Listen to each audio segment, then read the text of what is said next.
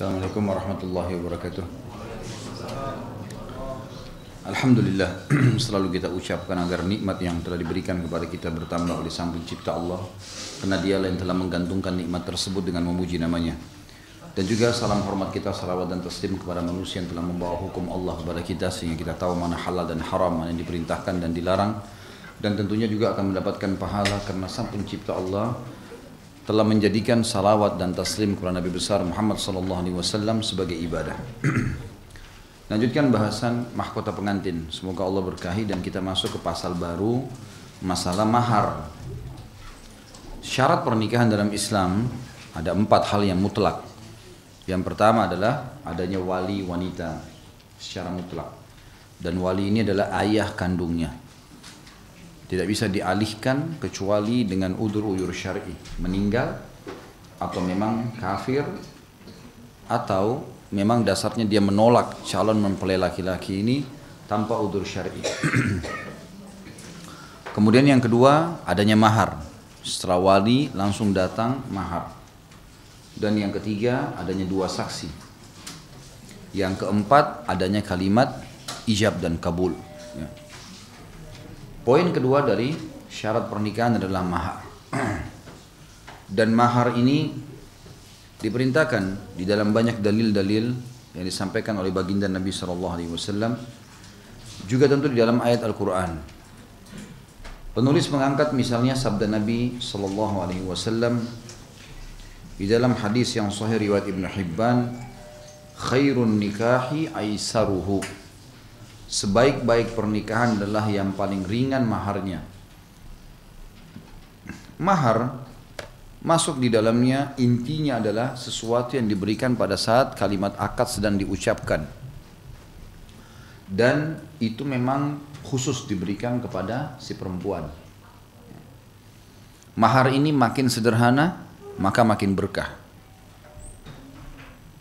Di Indonesia sudah mulai menjalankan, alhamdulillah sudah menjalankan seperti perangkat sholat, seperti mushaf Al-Quran, seperti mungkin 5 gram emas dan seterusnya, yang diletakkan di depan wali wanita sebagai bentuk sahnya pernikahan dan penyerahan dari wali si perempuan kepada si calon suami ini, dialihkan atau diberikan.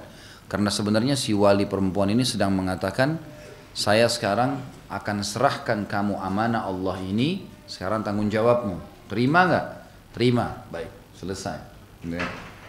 Maka serah terima ini harus ada sesuatu yang mensahkannya, diantaranya mahar.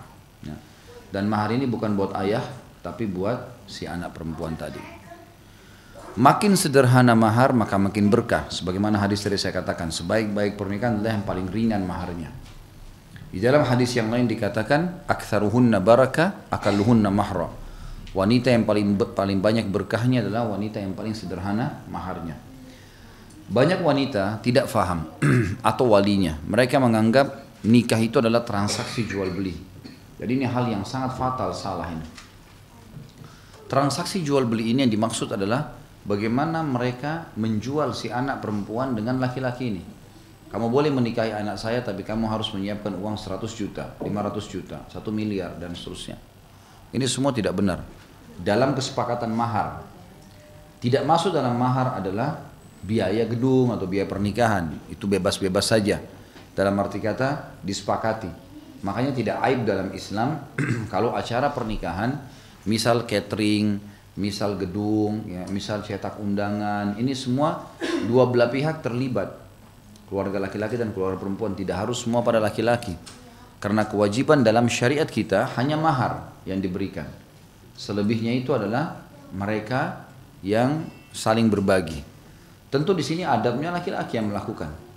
Adabnya laki-laki yang melakukan masalah itu. Boleh kita merayakan semeriah mungkin, boleh. Punya kemampuan, gedung besar, ribuan orang yang datang, gak ada masalah, gak ada larangan dalam Islam, bebas-bebas saja. Selama tidak ada hal-hal yang diharamkan boleh.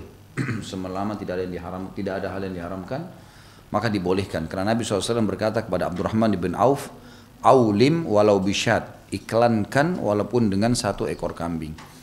Makna kalimat ini adalah sebesar apapun acara kamu buat bebas, tidak ada larangan. Gitu.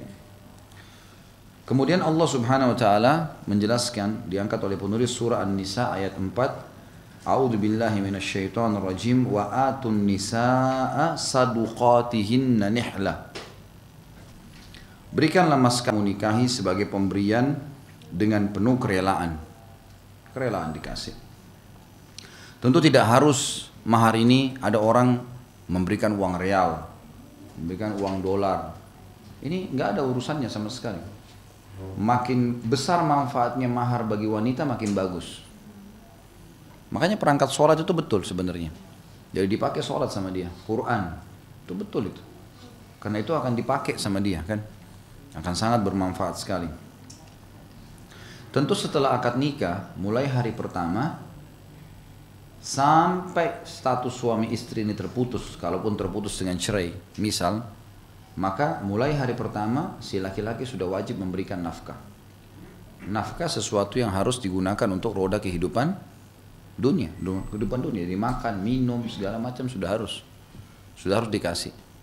Termasuk teman-teman ikhwah, hati-hati, kewajiban kita jangan sampai sudah nikah, kemudian memang masih ditahan oleh mertua tinggal seminggu, lalu dia berpikir seminggu itu gratis, makan, minum.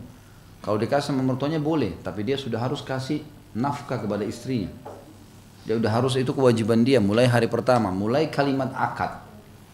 Semua makan, minum, tidurnya si perempuan ini sudah bukan tanggung jawab ayahnya lagi. Tanggung jawab dia.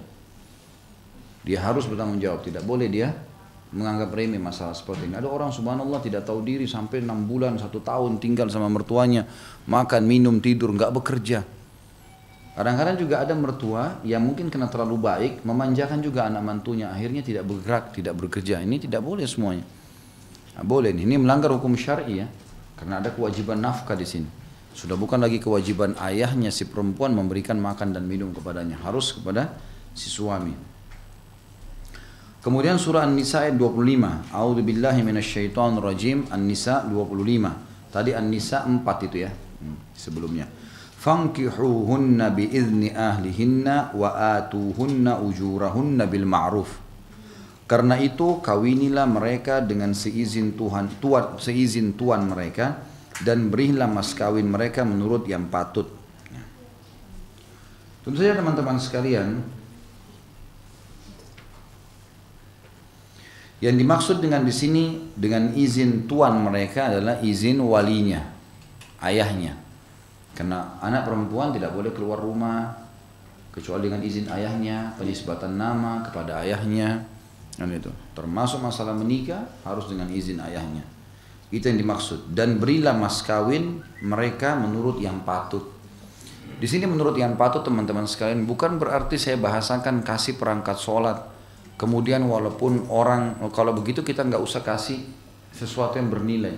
Boleh orang memberikan mahar itu berlian harga 200 juta, boleh, bukan tidak boleh. Kalau memang dalam pandangan laki-laki itu adalah hal yang wajar. Dia kan yang mau menghalalkan istrinya, jadi boleh ya. Karena Nabi SAW pada saat itu adalah pengusaha yang sangat sukses. Di umur 25 tahun, Nabi SAW menjadi pengusaha paling sukses ya, yang menerima investasi orang-orang Mekah.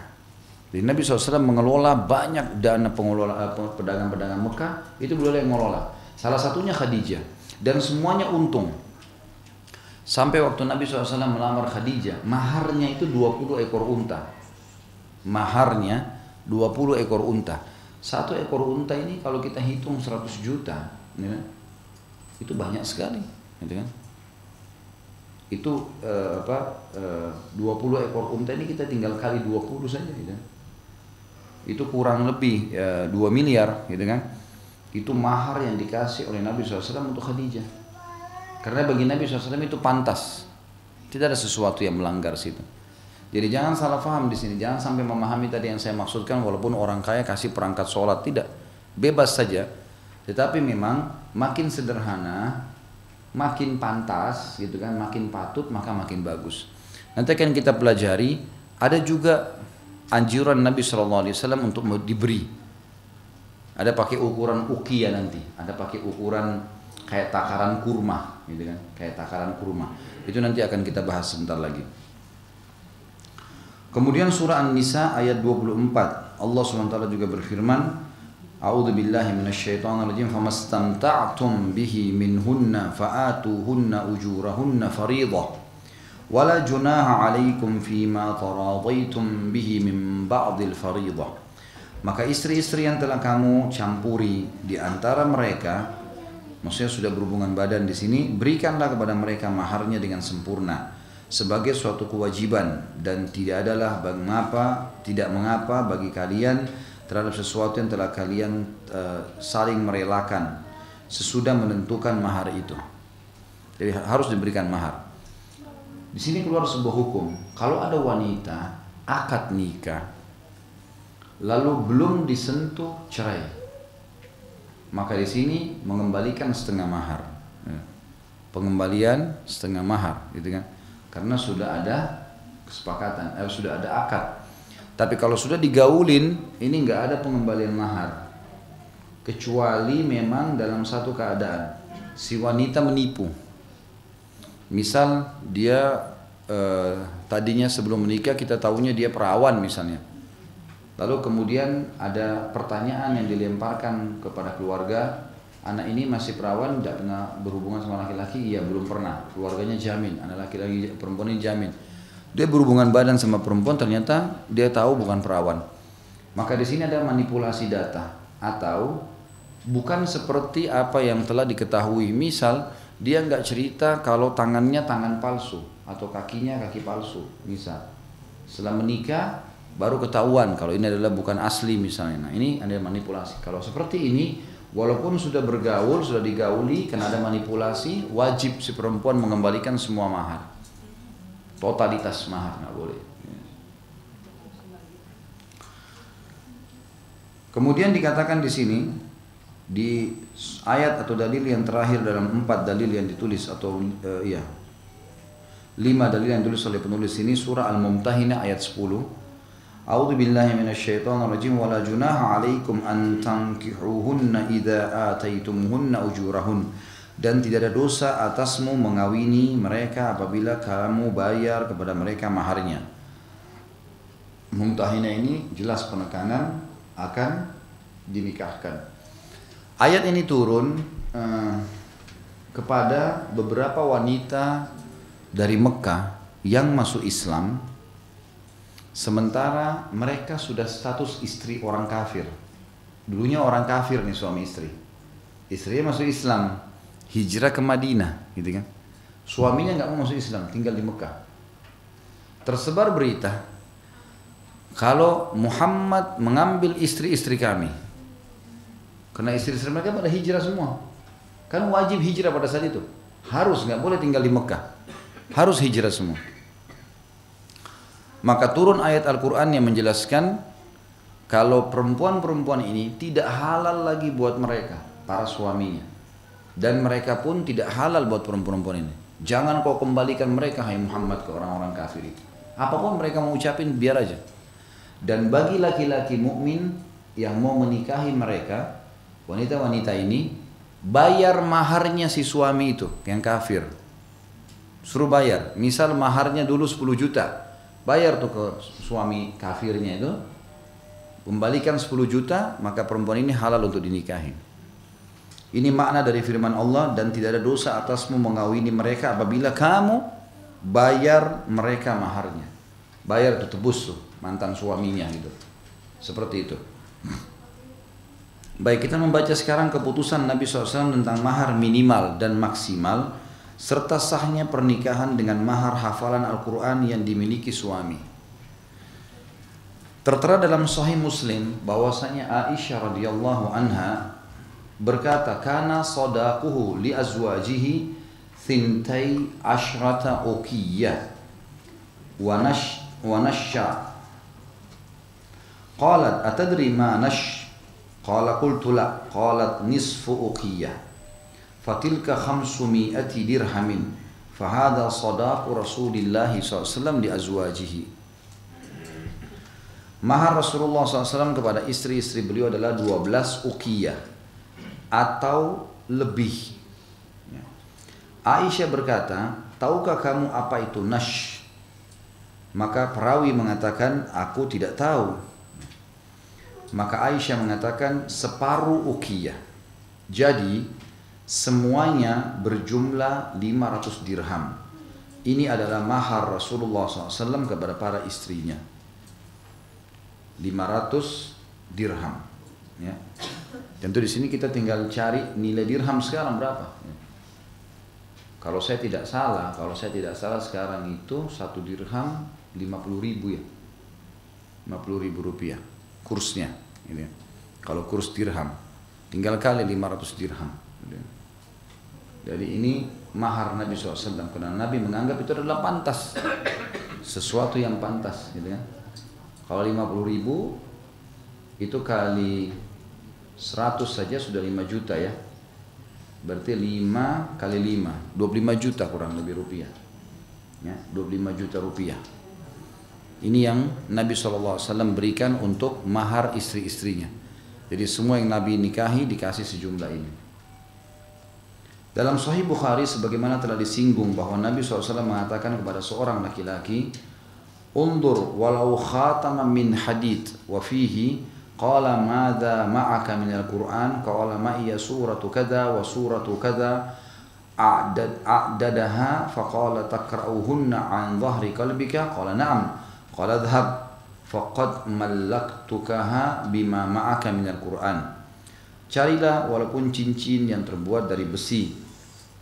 Dalam hadis ini disebutkan juga, jadi ini waktu kasus terjadi wanita yang menghibahkan dirinya pada Nabi SAW ya. Jadi Nabi melihat ternyata Nabi nggak punya hajat. Lalu Nabi bilang, siapa yang mau nikahi wanita ini? Lalu berdiri seorang sahabat saya Rasulullah.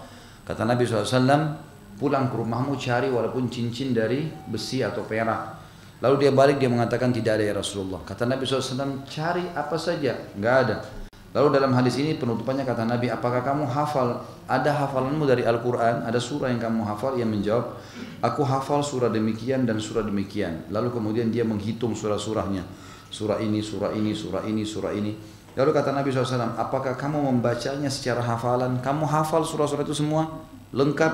Kata dia, iya. Kata Nabi SAW, pergilah karena kamu telah menguasai wanita ini, karena aku telah menguasahkan wanita ini kepadamu dengan hafalan Qur'anmu.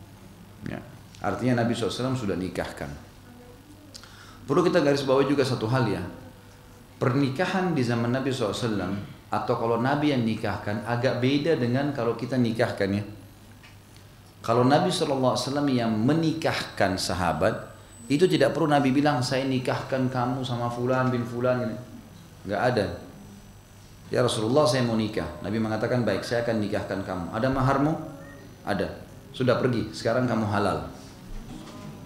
Itu sudah sah. Khusus Nabi. Khusus Nabi. Ini soalnya ohnya lain ini.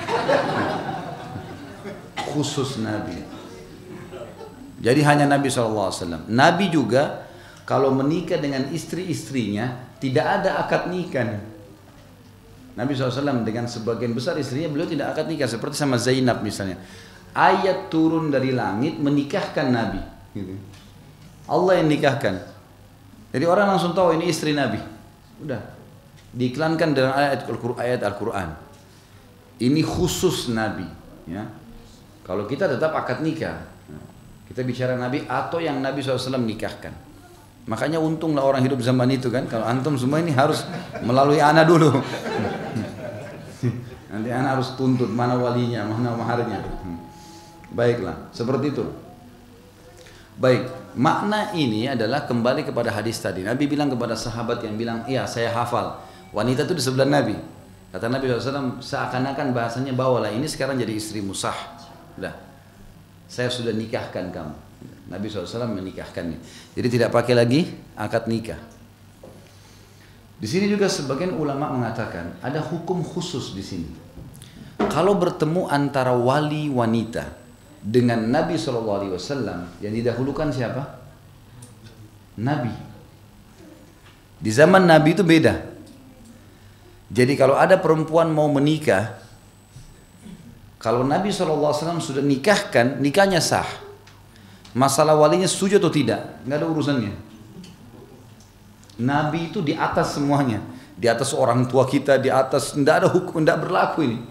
yang umumnya berlaku di antara kita gitu. Makanya kalau Nabi SAW yang nikahkan, wanita yang menghibahkan dirinya ini punya orang tua. Tapi dia datang, ya Rasulullah saya mau menikah. Saya serahkan diri saya kepada anda.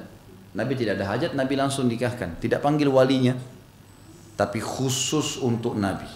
Ya. Ingat, khusus. Sebagian orang mengatakan khususan. Nah. Baik. Juga dari hadis ini kita ambil pelajaran, ada mahar yang tinggi, ada mahar yang rendah. Mahar yang tinggi tadi, mahar Nabi SAW kepada para istrinya. 12 uqiyah. Ya. Ditambah setengah, jadi 12,5 uqiyah. Atau Aisyah sudah merincikan buat kita. Itu sama dengan 500 dirham. Kalau tadi kita kuruskan 50.000 satu dirham berarti 25 juta rupiah. Hadis yang kedua menjelaskan kita mahar yang paling rendah, ayat-ayat Al-Quran yang dihafal. Ayat-ayat Al-Quran yang dihafal. Maka itu bisa dijadikan sebagai mahar. Tapi ingat, ini mahar ya. Dalam arti kata, dia harus mengajarkan itu pada istrinya. Itu mahar, gitu kan? Harus difahami. Tentu mahar juga ini, sebagian ulama mengatakan bisa masuk di dalamnya kesepakatan mahar dengan akad kerja. Seperti kasus Nabi Musa alaihissalam dengan Nabi Shu'aib. Apa maharnya Nabi Musa waktu itu? Dikontrak kerja 10 tahun. Nabi Musa alaihissalam datang ke negeri Madian waktu habis tidak sengaja membunuh orang Kipti, dikejar oleh Fir'aun, lalu dia lari kan ke Madian. Ketemu dengan dua anak perempuannya Shu'aib alaihissalam. Kemudian waktu itu mau mengambil air dari sumur, mereka tidak mampu karena batunya sangat besar. Nabi Musa tanya, "Ma khatbukuma? Apa urusan kalian di sini?" Keduanya mengatakan, "La nasqi hatta yusdir riya wa abuna syaikhun kabir." Kami nggak bisa ngambil air nih karena ditutup batu. Jadi sumur itu ditaruh batu, batu itu diangkat oleh 10 orang laki-laki. Ini nggak bisa. Ini batu cuma diangkat pagi, sore menjelang maghrib ditutup. Rupanya dua anak Nabi Shu'aib ini itu telat datangnya, sumur udah ditutup. Tapi kalau nggak ambil air malam itu mereka nggak minum. Mereka nggak masak, nggak ada air, sumur cuma satu. Maka Musa alaihissalam pas tiba di Madian menjelang maghrib itu, sore itu, ditutup batu. Musa tanya, kenapa kalian di sini? Kami harus ambil air, tapi ditutup batu. Dan ayah kami orang tua. Maka Nabi Musa alaihissalam waktu itu mengangkat batu itu sendirian, karena memang semua laki-laki punya kekuatan 10 orang laki-laki. Ya. Diangkatlah batu tersebut, lalu Nabi Musa alaihissalam isikan air. Kemudian ditutup kembali oleh Nabi Musa AS. Lalu Nabi Musa pergi ke bawah pohon, lalu mengatakan, Rabbi inni bima anzalta ilayya min khairin fakir. Ya Allah, aku sangat miskin terhadap apa yang kau berikan kebaikan-kebaikan kepada hamba-hambamu. Rupanya gak lama kemudian datang salah satu dari anak gadis tadi dua ini, anaknya Nabi Shu'aib, mengatakan, sesungguhnya ayahku memanggilmu untuk membalas balasan yang kamu telah berikan tadi, ngisikan air buat kami ini. Inna abi yad'uka liyajzika ajra ma saqaita lana. Maka Nabi Musa pun alaihissalam jalan. Rupanya sementara jalan menuju ke rumahnya Nabi Shu'aib, Nabi Musa alaihissalam di belakang, perempuan ini di depan. Dan ada tiupan angin sehingga membuat badan perempuan ini terbentuk. Nabi Musa alaihissalam mengatakan, sebentar, saya jalan di depan, kamu di belakang. Bilang, hai Musa, ke kanan atau ke kiri? Karena tidak mau lihat auratnya perempuan ini, Musa AS sangat suci, dia pindah ke depan. Sampai tiba di rumah Shu'aib AS. Tiba rumah Shu'aib, tanya ada apa? Musa AS ceritakan begini, kata Shu'aib, kau akan aman. Fir'aun gak bakal sampai di sini. Shu'aib Nabi, Allah juga beritahukan kepada dia, ini bukan wilayah, Fir'aun tidak akan sampai wilayah Madian. Kau akan aman. Salah satu dari perempuan anaknya mengatakan, wahai ayahku, jadikan dia pegawai, orang ini. Karena orangnya kuat dan dapat dipercaya. Kuatnya waktu angkat batu sendirian. Artinya kita nggak butuh 10 orang laki-laki untuk angkat batu sendirian, bisa. Dan ini ulama masukkan dalam syarat sebagai seorang yang jadi calon suami atau yang menjadi pegawai, memang kuat secara fisik. Kemudian yang kedua adalah bisa dipercaya. Sempat ayahnya Nabi Shu'aib tanya, dari mana kau tahu orang ini bisa dipercaya? Kata anaknya tadi waktu jalan, semestinya gitu kan, saya jalan di depan, tapi karena ada angin yang kencang bisa membuka aurat saya, maka dia suruh saya jalan di belakang. Ini orang bisa dipercaya. Maka langsung Nabi Syuaib nego sama Musa alaihissalam. Hai Musa, bagaimana kalau saya nikahkan kamu dengan salah satu anak perempuan saya ini dan jadikan maharnya akad kerja antara kamu dengan saya. Yang saya inginkan 8 kali musim haji, 8 tahun. Nabi Syuaib punya peternakan kambing gitu kan, sering isi air buat kambing, buat mereka, uruslah. Karena Nabi Syuaib cuma tinggal bertiga, istrinya sudah meninggal. Syuaib sama 2 anak perempuannya saja, nggak ada orang lain. Maka Nabi Musa AS mengatakan, baiklah, saya setuju. Kalau saya sampai 8 kali musim haji, saya lepas. Kan Nabi Syuaib bilang 8, kenapa ini? 8 kali musim haji. Kalau kamu sempurnakan 10, yang tambahan 2-nya itu terserah kamu. Kata Nabi Musa, baik, saya setuju dengan 8 kali musim haji. Kalau saya waktu itu menambah 2 tahun, maka tidak ada masalah. Tapi kalau saya tidak tambah, berarti itu hak saya. Sepakatlah kedua-duanya lalu menikahlah. Ya. Di sini sebagian ulama masukkan juga mahar, diantaranya adalah akad kerja seperti ini. Boleh akad kerja. Dalam An-Nasai, dari Sunan An-Nasai, dari Thabit, dari Anas radhiyallahu anhu, ia mengatakan Abu Talha meminang Ummu Sulaim. Maka Ummu Sulaim mengatakan, demi Allah wahai Abu Talha, orang sepertimu tidak pantas untuk ditolak pinangannya. Tapi engkau adalah laki-laki kafir dan aku adalah wanita muslimah. Tidak halal bagiku menikah denganmu. Jika engkau masuk Islam maka itulah maharku dan aku tidak meminta selainnya. Abu Talha pun masuk Islam dan itulah maharnya. Ini contoh yang lain. Berarti boleh menjadikan mahar tidak harus materi. Laki-laki kafir mau nikahi wanita muslimah, kau masuk Islam, Islammu jadi mahar, gak usah kasih saya apa-apa, boleh, sah. Ini terjadi pada Ummu Sulaim. Ummu Sulaim ini ibunya Anas bin Malik ya, ibunya Anas bin Malik. Abu Talha waktu itu masih dalam keadaan kafir, masuk Islam jadi maharnya. Thabit mengatakan, aku tidak pernah mendengar ada seorang wanita pun yang lebih mulia maharnya daripada Ummu Sulaim, yaitu Islam. Kemudian Abu Talha menikahinya dan ia melahirkan anak untuknya. Hadis-hadis ini dan selainnya menunjukkan bahwa mahar itu tidak bisa diukur minimalnya dan cincin besi bisa disebut sebagai mahar. Juga menunjukkan berlebih-lebihan dalam mahar adalah dimakruhkan dan sebaik-baik pernikahan ialah yang paling ringan maharnya. Jadi sudah ada penyebutan paling ringan ya.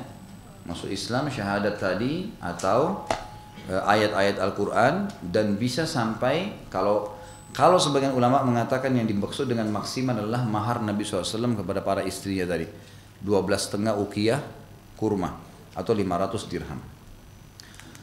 Selanjutnya larangan berlebih-lebihan dalam mahar. Ketahuilah wahai wali berarti ayah si wanita, bahwa di antara faktor tersebarnya al-anusa atau perawan tua dan berpalingnya pemuda dari menikah ialah apa yang mereka temui berupa sikap menyulitkan dari sebagian ayah gadis dan berlebih-lebihan dalam mahar.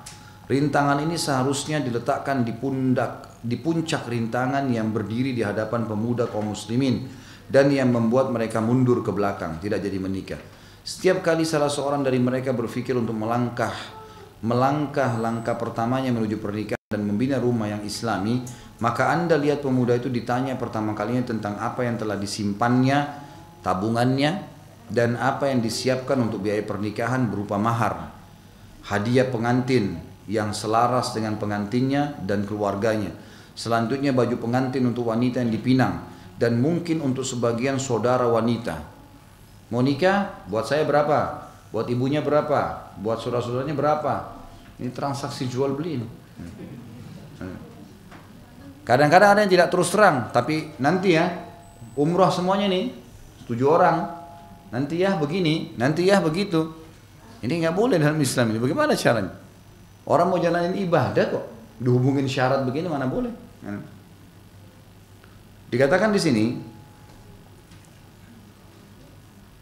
lantas di mana pesta pernikahan akan diselenggarakan dan apa yang menjadi konsekuensi berupa biaya-biaya untuk kedua pengantin. Sahabat itu kalau mau nikah, ini lihat lewat wanita, cocok, datangi rumahnya langsung. Sepintas tidak sama dia, oh ini kayaknya menurut dia sudah cantik, misal sepintas. Dia datang, saya tadi melihat saya suka mau menikah. Si ayah perempuan tinggal yang dia tanya muslim atau bukan. Ini mukmin atau bukan nih? Muslim, baik, akad nikah. Akad nikah. Mahar apa yang bisa dikasih, taruh maharnya, akad nikah. Tiba-tiba sudah jadi suami istri, nggak ada gedung, nggak ada biaya ini. Kalau zaman dulu kereta kencana, sekarang mungkin harus mobil apa? Nggak ada hubungannya sama sekali. Makanya dari awal saya bilang di pasal bahasan kita teman-teman harus persepsi tentang sulitnya pernikahan, besarnya biaya. Ini harus dihilangkan ini. Nggak boleh ada ini. Karena kita harus buka pintu pernikahan dan itu akan menyaingi pintu perzinahan, gitu kan?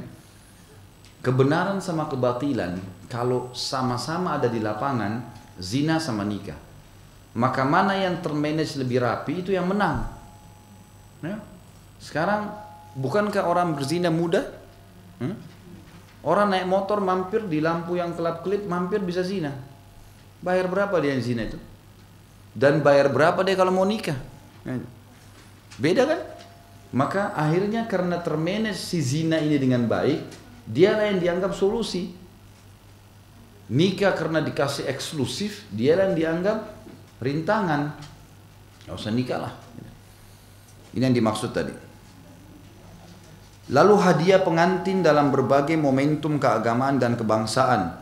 Hari ibu, hari bapak, hari keluarga, hari buruh, hari petani, hari revolusi, hari pengangkatan raja dan kejatuhannya, hari ulang tahun pengantin, hari ulang tahun ibu pengantin, saudara perempuan pengantin, bibi pengantin, dan semua orang mati yang memiliki hubungan dengan pengantin.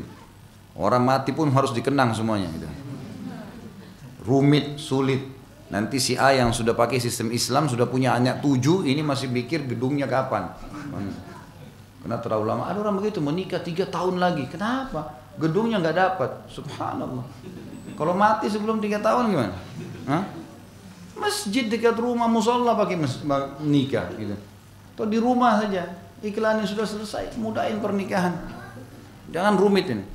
Ini maaf kalau ada yang punya gedung nanti tersinggung. Bisa tidak laku kalau saya ceramah gini. Boleh kalau mau pakai gedung boleh, tapi jangan dipaksain gitu kan. Kalau nggak ada ya sudah. Yang paling penting pertanyaan pertama, mukmin atau bukan? Mukmin sudah bismillah, nikah saja. Mulai hari itu siap kerja, banting tulang, cari nafkah, ayo nikah bismillah. Jalan. Kemudian ia duduk di rumah keluarga pengantin untuk mendengar firman mertua, tanda kutip. Ya. Ini kata penulis ya. Ya nggak di bukunya gitu kan? Dan apa yang direkomendasikan dari tanda kutip muktamar keluarga tentang cara mendudukkan laki-laki yang mengajukan pinangan ini. Biasa gitu kalau ada yang mau melamar, meeting keluarga, ini apa yang kita minta nih?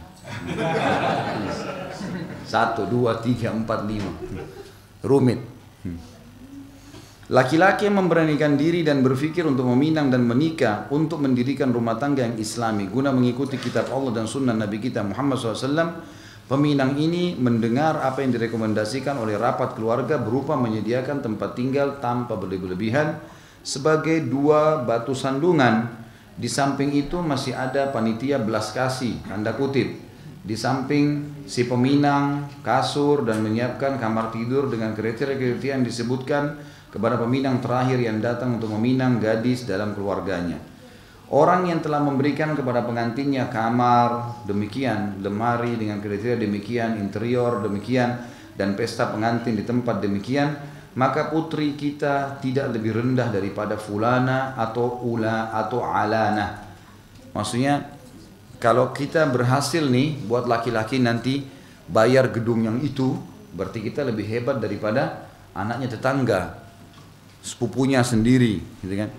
Fulana itu maksudnya perempuan yang pernah menikah, atau alana, atau umumnya yang kalau diiklanin ini kita nggak malu. Oh dianggap top ini, itu apa? Kenangan sehari 2 hari. Bahkan ia lebih tinggi daripada mereka, baik kecantikan maupun perhiasannya. Seruan, belas kasihanlah wahai para ayah dan ibu kepada putra kaum muslimin, laki-laki yang mau menikah, mudahin terima mereka. Di manakah kalian bila dibandingkan dengan sunnah Nabi kalian Muhammad SAW?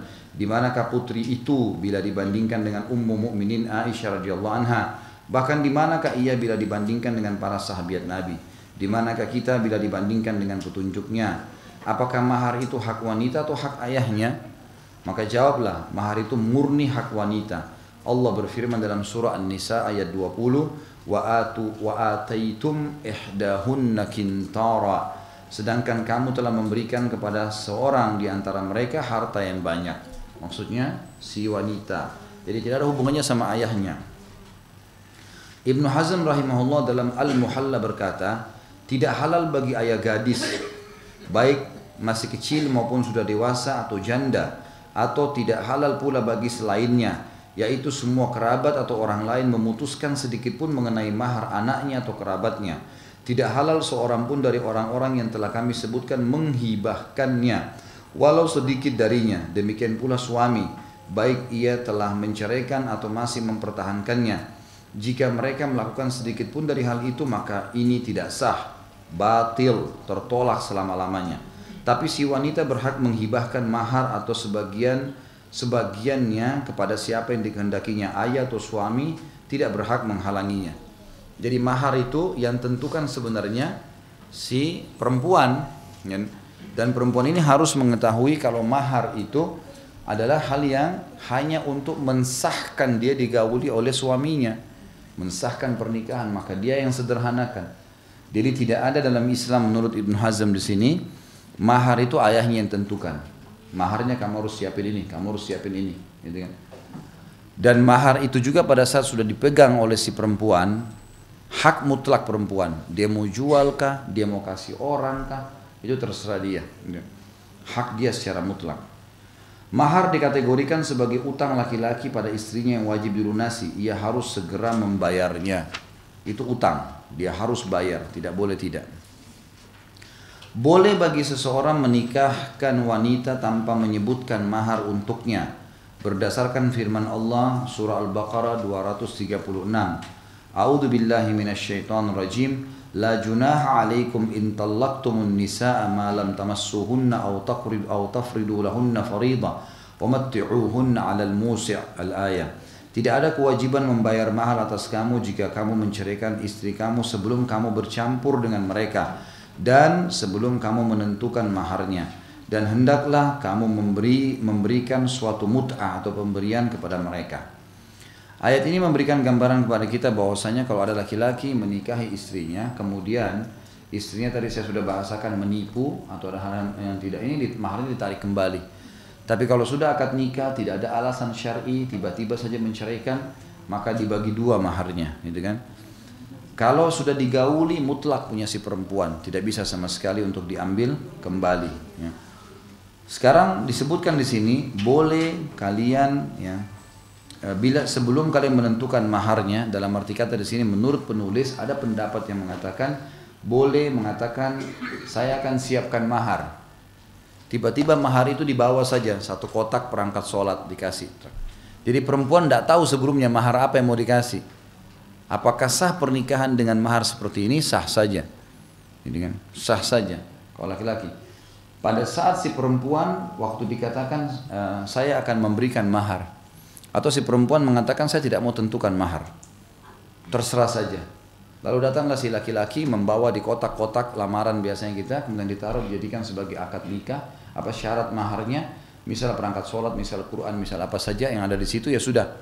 Dengan mahar atau mas kawin yang telah terbawa, boleh. Nah, ada yang terbawa tertera di sini. Boleh juga disebutkan. Nah. Ini sudah pernah saya jelaskan di awal-awal bahasa kita tentang kalimat akad ya. Sekarang kita masuk ke cincin tunangan. Salah satu perkara yang sudah merajalela di negara Islam ialah apa yang disebut peminang atau suami yang biasa disebut cincin tunangan. Tanda kutip. Ini adalah adat Kristen. Pengantin atau suami meletakkan cincin perkawinan di ujung ibu jari bagian kiri pengantin wanita. Istri seraya mengucapkan dengan nama bapak. Kemudian meletakkan pada ujung jari telunjuk seraya mengucapkan dengan nama anak. Kemudian meletakkan pada jari tengah seraya mengucapkan dengan nama Roh Kudus. menyematkannya pada jari manis. Cincin ini dari tangan kanan saat peminangan dipindah ke tangan kiri setelah pernikahan agak dekat dengan hati. Tanda kutip ini. Biasanya cincin atau cincin perkawinan ini tersebut dari emas. Padahal telah sahih larangan dari Nabi SAW tentang memakai cincin terbuat dari emas. Hadis Bukhari Muslim. Bagi laki-laki, Muslim meriwayatkan dalam sahihnya dari Luh bin Abbas, Rasulullah SAW bersabda, "Ra'a khataman min dhahabin fi yadi rajulin fanaza'ahu fatarahahu wa qala ya'midu ahadukum ila jamratin min narin fayaj'aluha fi yadi." Faqila lirajuli ba'da ma dhahaba Rasulullah SAW, "Khudh khatimaka intafi' bih." Qala la wallahi la akhuduhu abadan wa qad tarahu Rasulullah SAW. Beliau pernah, Nabi SAW melihat cincin emas di tangan seorang laki-laki, sahabat tentunya, maka beliau melepaskannya lalu membuangnya selaya bersabda. Jadi di tangan laki-laki itu ada cincin, langsung dicabut oleh Nabi, dibuang. Lalu kata Nabi SAW, salah seorang dari kalian sengaja mengambil bara api, maksudnya bara api neraka, lalu dia letakkan di tangannya.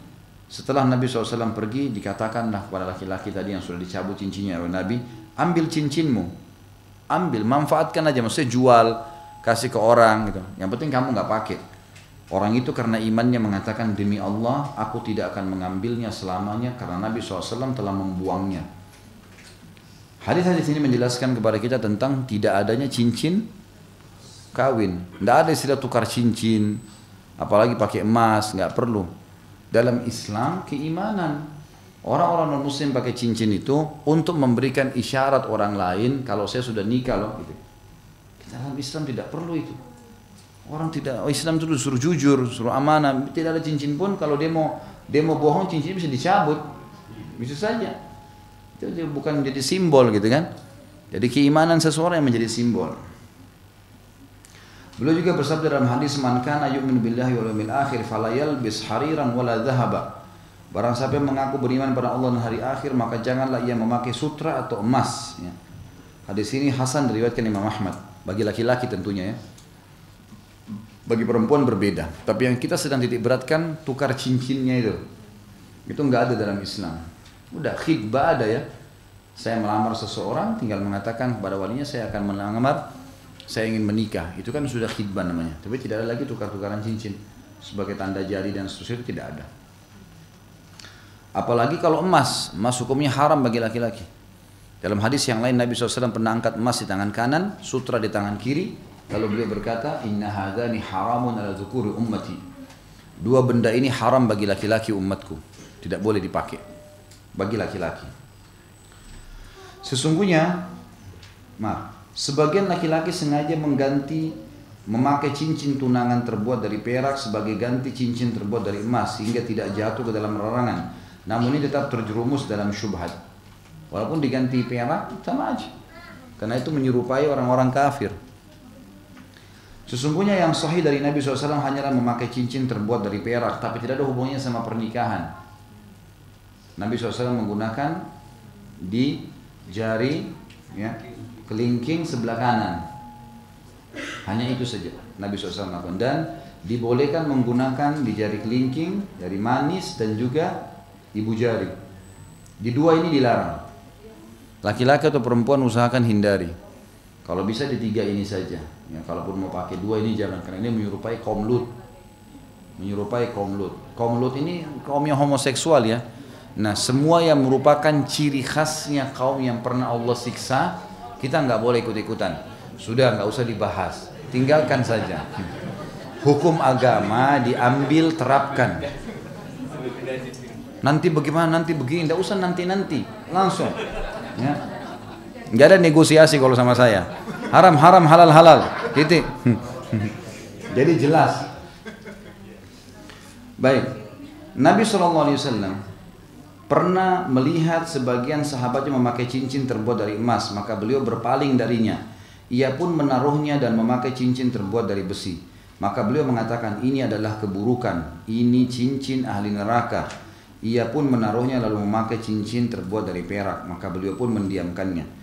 Hadis ini hasan diriwayatkan oleh Imam Ahmad. Maksudnya pernah ada sahabat laki-laki pakai cincin emas, Lalu Nabi SAW membuang wajah dari orang itu. Lalu dicabut sama dia, diganti sama cincin dari perak, gitu kan? Di jari yang sama. Maka Nabi SAW mendiamkannya. Tapi sempat melihat cincin emas itu dan berkata, ini cincinnya ahli neraka. Jadi laki-laki yang pakai emas nggak boleh, gitu kan? Nggak boleh. Beda nanti di surga ya. Surga memang kita pakaiannya ada, perhiasannya dari emas, memang ada. Tapi yang pakai di dunia itu menjadi penyebab dia masuk ke dalam api neraka. Banyak hadis berhubungan dengan masalah itu. Kalau ikuti ceramah saya di YouTube dosa-dosa besar itu ada saya jelaskan masalah menggunakan sutra dan emas bagi laki-laki. Baik, cincin emas dan semisalnya dihalalkan atas kaum wanita. Namun Al-Allam Al-Albani rahimahullah mengharamkan cincin emas dan semisalnya seperti gelang dan kalung atas kaum wanita. Ini tentu disebutkan dalam Adabuz Zifaf. Satu-satunya ulama yang sampai perempuan pun dilarang pakai emas itu Syekh Albani rahimahullah menurut penulis di sini. Tapi ulama yang lain tidak membedakan antara laki-laki perempuan karena larangan tadi bagi laki-laki, bagi perempuan tidak, gitu kan? Al-Allama Albani, maksudnya Allam itu orang yang pintar ya, adalah salah seorang pembaharu atau mujaddid dan kita memohon kepada Allah agar memberikan pahala kepadanya atas jasanya pada kita dan umat Islam. Namun beliau jauh dari kebenaran dalam masalah ini. Meskipun beliau berusaha untuk meneliti, mengkaji dan mencermatinya. Padahal para ulama baik salaf maupun khalaf telah bersependapat tentang halalnya emas yang dipakai oleh kaum wanita tanpa ada perselisihan. Penelitian tentang masalah ini akan diuraikan di tempat lain, nanti ada bahasannya. Di sini sudah cukup menyebutkan beberapa pendapat ulama yang menyatakan tentang halalnya emas bagi wanita tanpa menguraikannya secara detail. Imam Nawawi rahimahullah berkata dalam Syarah Muslim, kaum muslimin bersepakat atas dibolehkannya cincin emas bagi wanita. Ia mengatakan dalam Majmu' Fatawa maksudnya ya, Majmu' beliau, kaum wanita boleh memakai sutra dan memakai perhiasan terbuat dari perak dan emas menurut ijma' ulama, kesepakatan berdasarkan hadis-hadis sahih. Ia juga mengatakan kaum muslimin bersepakat kaum wanita boleh memakai berbagai jenis perhiasan terbuat dari perak dan emas seluruhnya, seperti kalung, cincin, gelang, semua yang diletakkan di leher dan lainnya, serta semua yang biasa yang mereka pakai. Tidak ada sedikit pun perselisihan mengenai hal ini. Al-Hafidh Ibnu Hajar rahimahullah juga berkata dalam Al-Fath, Fathul Bari maksudnya ya, Sahih Bukhari, syarahnya Sahih Bukhari, saya menjelaskan larangan Nabi memakai cincin emas. Nabi melarang cincin emas atau memakai cincin terbuat darinya yang dikhususkan bagi laki-laki, bukan bagi wanita. Telah dinukil ijma' tentang dibolehkannya bagi kaum wanita. Hal yang sama juga dikatakan oleh Imam Al-Mubarakfuri dalam Al-Tuhfah, buku yang lain. Mubarakfuri salah satu ulama hadis juga sekarang ya. Ibnu Abdul Bar rahimahullah mengatakan dalam At-Tamhid, larangan memakai sutra dan memakai cincin terbuat dari emas hanya ditujukan kepada kaum laki-laki, bukan kaum wanita. Kami telah menjelaskan pengertian ini sebelumnya dari hadis Nafi'. Dan kami telah, Nafi' ini nama orangnya, maulanya Abdullah bin Umar. Ada riwayat yang menjelaskan kalau itu halal bagi kaum wanita. Dan kami tidak mengetahui adanya perbedaan pendapat di kalangan ulama mengenai bolehnya memakai cincin emas bagi wanita. Di dalamnya terdapat dalil yang menunjukkan bahwa hadis yang diriwayatkan dari Thauban dan dari saudara wanita Huzaifah dari Nabi SAW tentang larangan wanita memakai cincin terbuat dari emas mengandung dua kemungkinan. Hadis tersebut mansukh atau sudah dihapuskan dengan ijma' dan dengan hadis-hadis yang menyelisih hal itu sesuai apa yang telah kami sebutkan dalam hadis Nafi' atau hadis tersebut tidak sah. Hadis Thauban maksudnya ada hadis Nafi', ada hadis-hadis yang disebutkan kalau wanita dilarang pakai emas. Tapi ulama hadis mengatakan hadis ini mansukh itu sudah dihapus. Dengan ijma' para sahabat, kalau ada riwayat-riwayat lain yang memang bertolak belakang dengan riwayat itu, diantaranya hadis Nafi' yang membolehkan. Hadis Thauban nama seorang perawi hadis, diriwayatkan oleh Yahya bin Abi Katsir. Ia mengatakan Abu Salam menuturkan kepada kami dari Abu Asma Ar-Rahbi dari Thauban, padahal Yahya bin Salam tidak pernah mendengar riwayatnya. Berarti hadis ini tidak sah, tidak sahih. Sedangkan hadis saudara perempuan Huzaifah diriwayatkan oleh Mansur Ar-Rabi'i bin Kharash dari istrinya, dari saudara perempuan Huzaifah yang mengatakan Nabi SAW berdiri lalu memuji Allah dan menyanjungnya lalu bersabda, Ya ma'syaran nisa ama lakunna fil fiddati ma tahallainahu ama inna kunna laysa min kunna imra'atun tahalla dhahaban tadhharuhu illa udzibat ya. Ini udzibat ini ya, udzibat bihi. Wahai kaum wanita, ingatlah kalian boleh memakai perhiasan perak, namun ingatlah tidak ada salah seorang dari kalian memakai emas yang ditampakkan melainkan ia akan diazab dengannya. Para ulama menolak hadis ini karena istri Rabi'i tidak dikenal perawi hadisnya, tidak diketahui keadilannya. Sebagian kalangan yang berpendapat wajib zakat perhiasan mentakwilkan karena menolak menzakatinya. Jika wanita tersebut menolaknya, seandainya memang benar demikian, niscaya hal itu telah disebutkan dan ini adalah takwil yang jauh.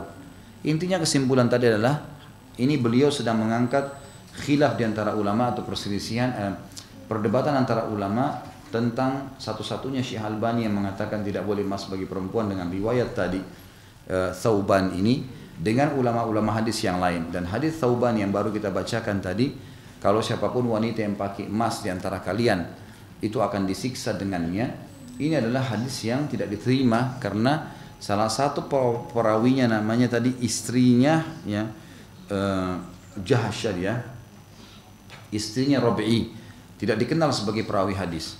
Muhammad bin Ishaq telah meriwayatkan dari Yahya bin Abbad bin Abdullah bin Zubair dari ayahnya dari Aisyah bahwa An-Najasyi menghadiahkan perhiasan kepada Nabi SAW, termasuk diantaranya cincin terbuat dari emas yang dibuat oleh orang Habasyah. Rasulullah SAW mengambilnya dengan kayu atau beberapa jarinya dan beliau berpaling darinya. Kemudian beliau memanggil cucu perempuannya Amamah binti Abil As. Umamah ini ya, ganti A-nya menjadi U. Umamah binti Abil As yang mengatakan, tahallai bihada ya bunai, pakailah perhiasan ini wahai putriku. Hadis ini sahih riwayat Abu Daud dan dari jalur Baihaqi juga meriwayatkan Ibnu Majah bin Abi Syaibah dan juga diriwayatkan oleh Ahmad. Berdasarkan analogi ini, maka ini hanya berlaku khusus bagi wanita. Hanya Allah lah yang memberi taufik kepada kebenaran. Imam Al-Jasyah ya, Jasyah di sini mengatakan dalam tafsirnya, berita-berita yang menyebutkan tentang dibolehkannya bagi wanita yakni memakai emas dari Nabi SAW dan para sahabat lebih jelas dan lebih masyhur daripada berita-berita yang melarangnya. Firman Allah misalnya surah Zukhruf ayat 19. Zukhruf artinya perhiasan ya. A'udzubillahi min ayat 18 ya. A'udzubillahi minasyaitonirrajim. Awaman yunashsha'u fil hilyati wa huwa fil khisami ghairu mubin. Dan apakah patut menjadi anak Allah orang yang dibesarkan dalam keadaan berperhiasan sedang dia tidak dapat memberi alasan yang terang dalam pertengkaran. Juga jelas menunjukkan dibolehkannya hal itu bagi wanita.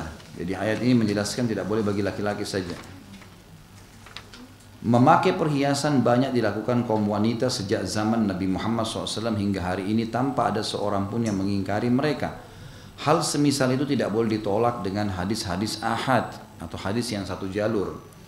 Hal yang semakna juga dikatakan oleh Imam Al-Kaya Al-Harasi ketika menafsirkan ayat terdahulu, ayat yang tadi, surah Az-Zukhruf ayat 18. Hal yang semakna juga ayat Al-Hakim At-Tirmidzi menyebutkan dalam Nawadir Usul nama buku. Dari Aisyah radhiyallahu anha ia mengatakan An-Najasyi menghadiahkan perhiasan kepada Nabi SAW, termasuk diantaranya cincin terbuat dari emas yang dibuat oleh orang Habasyah. Rasulullah SAW mengambilnya dengan kayu atau beberapa jarinya dan beliau berpaling darinya. Kemudian beliau memanggil cucu perempuannya Amamah, ya ini Umamah binti Abil As. Ibunya namanya Zainab ya, Zainab anak Nabi SAW. Seraya mengatakan pakailah perhiasan ini wahai putriku. Nabi SAW menjadikan perhiasan atau al-hilya sebagai hiasan tubuh manusia. Jika seseorang memakainya maka memperindahnya. Jika memperindahnya maka memaniskannya, lalu anggota tubuh itu menjadi tampak indah di mata orang yang memandangnya. Karena itu disebut hilya, sebab dapat memperindah anggota tubuh dalam pandangan manusia orang yang melihatnya dan hati mereka. Yaitu mutiara. Bila perhiasan itu terbuat dari emas, maka itu untuk wanita dan diharamkan bagi laki-laki. Jika perhiasan itu terbuat dari perak ataupun batu mulia, maka itu untuk laki-laki dan perempuan secara mutlak. Nabi SAW sendiri pernah memakai cincin terbuat dari perak. Lalu penulis berkata, dalam hadis yang lalu terdapat dalil-dalil yang kuat tentang dibolehkannya cincin emas bagi wanita, camkanlah itu. Maksudnya renungi baik-baik. Cuma terjemahnya terlalu letterlet ya. Memang sayangnya buku kita ini ada satu kekurangan memang. Terjemahnya terlalu letterlet. Sehingga kadang-kadang kalau dibaca sendiri tidak mudah difahami kecuali diulangi 2-3 kali ya. Tapi insya Allah kaya dengan informasi yang kita akan jelaskan. Makanya kita bedah buku ini. Kesimpulan dari beberapa paragraf ini adalah bagaimana penulis mengatakan bahwasanya dalil-dalil kesepakatan wanita boleh pakai perhiasan emas. Itu saja. Kesimpulan dari semua dibolehkan dan diharamkan bagi kaum laki-laki. Tapi selain daripada emas, misal perak, misal batu, ya, ini semua adalah hal yang dibolehkan. Masuk dalamnya mutiara, tapi kan agak ganjil kalau laki-laki pakai mutiara ya. Tapi menurut penulis, selain daripada emas, karena lafaz larangan emas, emas kuning kah, emas putih kah, emas biru kah, pokoknya emas. Ini soalnya ada yang tanya, Ustadz itu kan emas kuning, kalau emas putih emas namanya sama. Nggak usah nyari-nyari, haram. Ini haram, jangan dicari lagi dari bawahnya ada halalnya nggak? Haram, titik. Halal nikmatin. Selain emas silakan, gitu kan? Seperti itulah. Tapi laki-laki sekarang alhamdulillah pakai jam tangan sudah ganteng, gitu kan? Nggak usah macam-macam. Baik. Sekarang kita masuk yang dibolehkan bagi peminang setelah peminangan. Tapi sebelumnya, mahar ada yang nanya nggak masalah mahar? Tidak ada, alhamdulillah. Kan lebih bagus kalau nggak nanya. Nanti di pertanyaan. Jadi? Bagaimana kalau misalnya laki pakai cincin emas yang warna putih, Ustaz? Boleh nggak? Terbukti kan? Terbukti. Alhamdulillah. Jadi saya kadang-kadang kalau menerangkan itu ada alasan. Nanti di sini ulama-ulama yang jawab. Banyak ulama.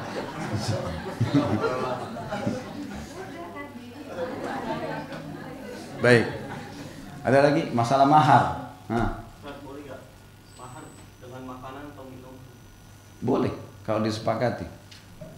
Makanan minuman, tapi itu kan habis. Mahar buat dia, buat perempuan. Kasihan. Kasih sesuatu gitu. Jadi boleh saja, bukan tidak boleh. Tapi ya mahar itu semestinya sesuatu yang bisa dikenang oleh perempuan itu gitu. Makanya biasa dikasih sesuatu yang bernilai, ada nilainya gitu. Kalau makanan kan habis. Apalagi kalau ente ikut makan juga kan gitu. Hah? Boleh. Boleh. Asal jangan berlian sama berlian emas gitu kan. Tapi itu Al-Quran itu ulama mengatakan kalau kita kembali kepada lafaz hadis yang lebih tepat ya, kalau si laki-laki nggak punya apa-apa, baru dijadikan Al-Quran. Sebaiknya jangan, karena itu akan memberatkan nanti. Al-Quran itu harus diajarkan. Enggak, kalau mampu jangan Al-Quran, karena lafaz hadis menjelaskan laki-laki itu boleh Al-Quran. Setelah Nabi suruh cari cincin perak pun nggak ada, baru pakai Quran. Jadi kayak sudah kepepet sekali. Intinya umumnya orang hafal lah. Ya kalau dia kasih mahar surah-surah pendek, Al-Ikhlas, Al-Falaq misalnya. Tapi kalau istrinya sudah hafal nggak bisa itu, harus yang belum dihafal ya. Iya. Jadi kalau istrinya sudah 30 juz susah tuh. Mana kalau hukumnya di Sulawesi itu uang perak? Nggak boleh. Pelanggan untuk misalnya Tidak boleh. Saya lahir di Sulawesi Selatan dan saya selalu ingatkan itu. Nggak boleh, itu semua sama dengan transaksi anak. Bahkan ada tradisi kami di Sulawesi Selatan itu, kalau adiknya dilamar 30 juta, kakaknya harus 40. Lah iya, dia merasa itu kebanggaan karena dia bisa ngalahin kakaknya. Ini bahaya sekali, nggak boleh. Nggak boleh. Ini kita bukan sedang bicara sukunya ya, sedang bicara sesuatu yang salah karena tidak mengikuti Islam, nggak boleh. Dan ini juga berlaku pada semua suku yang lain ya. Dalam arti kata kita Muslim sudah nggak ada lagi, tidak ada lagi batas suku, batas bahasa, ini nggak ada. Syahadat berarti hukum Islam berlaku padanya.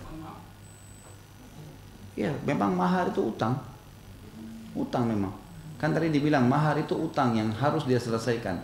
Dalam arti kata kalau dia masih belum selesaikan, berarti tetap harus berjalan. Dia harus akad itu. Utang bagi dia harus selesaikan.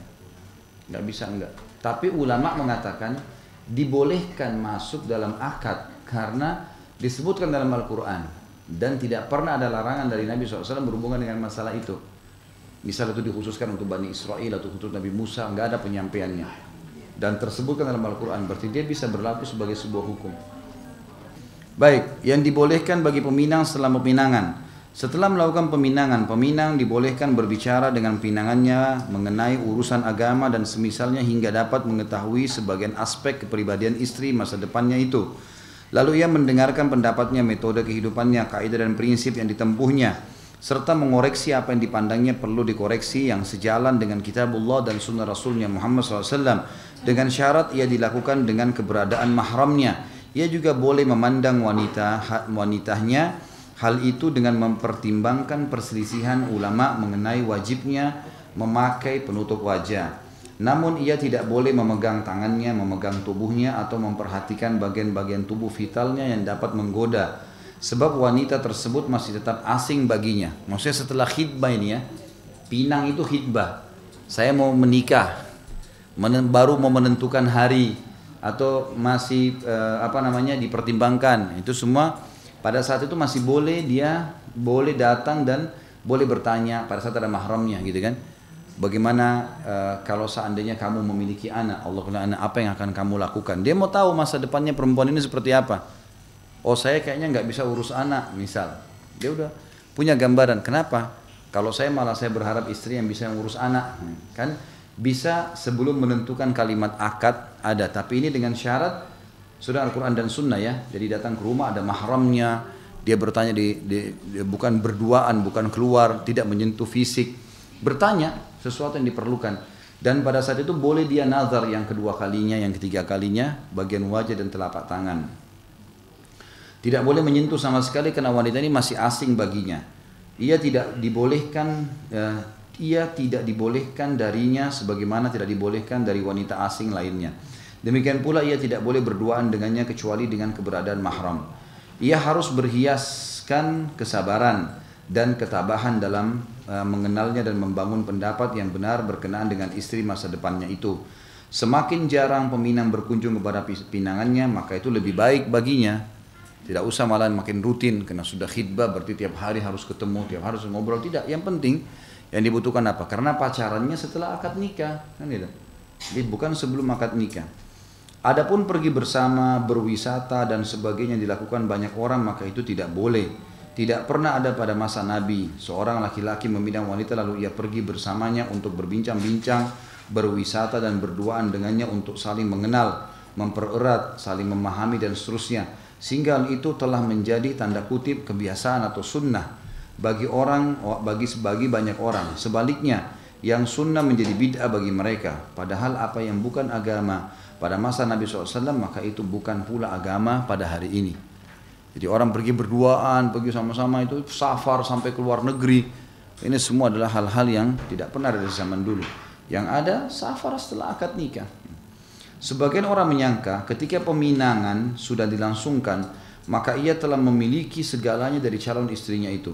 Saya peringatkan kepada setiap gadis untuk tidak meneruskan hal semacam ini. Betapa banyak tanda kutip persatuan atau pernikahan tidak ditakdirkan Allah Ta'ala untuk berlanjut meski tunangan sudah dilangsungkan. Artinya bisa saja perempuan itu jadi korban. Akhirnya keluar berdua, akhirnya terjadi perzinahan, ternyata batal pernikahan. Bagaimana solusinya? Kan jadi masalah. Atau laki-laki itu mati tapi sudah pernah berzina. Kita tidak tahu. Kenapa harus terjadi? Ingat, bagi wanita saya sudah pernah bahasakan. Ibu-ibu dan akhwat harus tahu. Makin jaga harga diri, maka makin dihormati oleh suaminya nanti. Makin murahan tanda kutip, maka makin dianggap remeh oleh suaminya.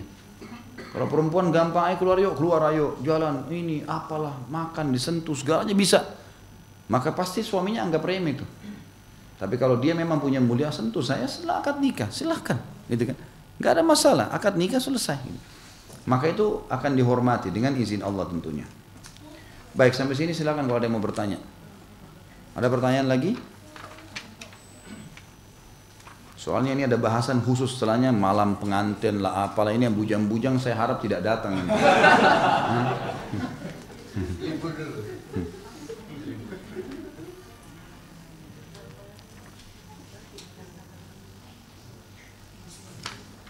Baik, saya bacakan dulu untuk untuk nafkah sampai di nafkah insyaallah bahasanya, karena ini cuma sedikit beliau tulis. Nafkah untuk istri, sebagian ulama mengatakan bahwa itu tidak menjadi kewajiban suami yang telah melangsungkan akad.